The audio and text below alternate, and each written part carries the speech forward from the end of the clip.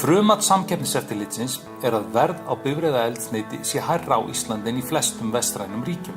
Samkvæmt frummati hefur munurinn aukist á undanförnum árum og álagning á bensíni nú sambærileg eða hærri en þegar samráð var á markaðnum. Í skýrslunni var eldsneytisverð á Íslandi borið saman við verð á virkum samkeppnismarkaði, það Bretland.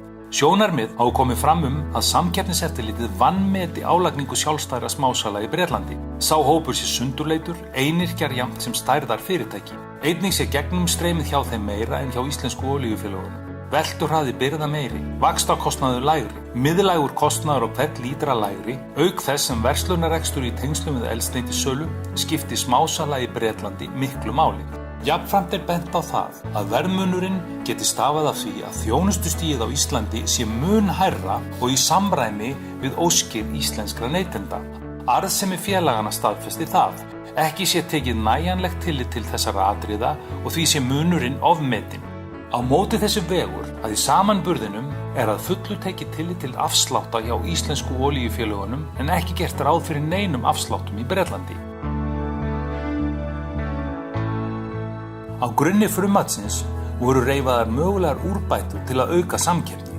Úrbæturnar snúa flestar að því að bregðast við aðstæðum eða háttsemi sem auðvelda samhæfða hegðun.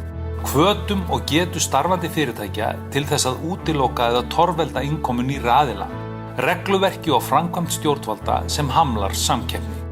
Til að draga úr aðgangshindrunum eru 3 úrbætur nefndar. Í fyrsta lagi að tryggja aðgang smásala að eldsneyti í heildsölu og birgðarými. Í öðru lagi að laga umhverfi skipulags- og lóðaúthlutunarmála verði endurskoðað. Í þriðja lagi að samkeppnismat verði framkvæmt vegna laga endurnýjanlegt eldsneyti. Þær úrbætur sem nefndar eru og tryggja eiga sjálfstæði keppinauta og minnka þannig líkur á samhæfðri hegðun eru eftirfarandi. Í fyrsta lagi takmarka upplýsingaflæði á milli félaganna frá flutningsjöfnunarsjóði. Í öðru lagi að takmarka eignatengsl á milli félaganna, en 51% hluthafa Skeljungs eiga einnig 23% hlut í N1.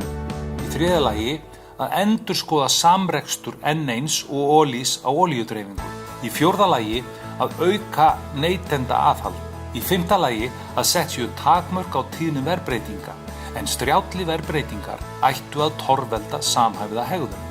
Dugi engar af fyrrgreindum aðgerðum til þess að auka samkeppni á eldsneytismarkaðnum, kemur til álita að skylda fyrirtækin til þess að selja frá sér tiltekið hlutfall eldsneytisstöðva til nýs eða nýrra aðila. Það myndi draga úr samþjöppun og möguleikum til samhæfingar. Jafnframt bent á að það komi til greina að beita verðstýringaraðferðum til þess að ná fram markmiðum lægra bifreiðaeldsneytisverð. Þeirri aðferð beitt í nokkrum löndum og má það nefna meðal annars Lúxemborg, Belgíu, Möltu, Slóveníu og nokkur strjálbílfylki Kanada. Skiptar skoðanir eru á meðal þeirra sem sent hafa inn sjónarmið reifaðar úrbætur. Þó samhljómur að samkeppnissjónarmið fái aukið vægi við lóðaúthlutanir sveitarfélaga. Einnig koma fram sjónarmið að nauðsynlegt sé að aðskilja heildsölu og smásölustigið eða aðskilja rekstur, birgðartanka og smásölu.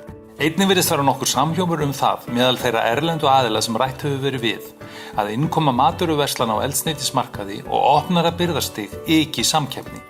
Í innsendum sjónarmiðum bent á að aðskilnaður fæli í sér hættu á að nýr eigandi myndi hækka verð í krafti mikils markaðsstyrks.